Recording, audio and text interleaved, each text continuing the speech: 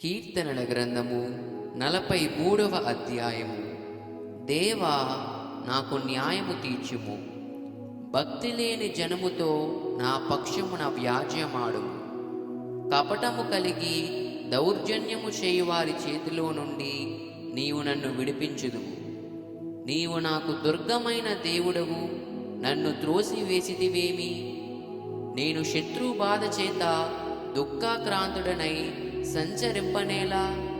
నీ వెలుగును నీ సత్యమును బయలుదేరజేయుము. అవి నాకు త్రోవ చూపును. అవి నీ పరిశుద్ధ పర్వతమునకును నీ నివాస స్థలములకును నన్ను తోడుకుని వచ్చును.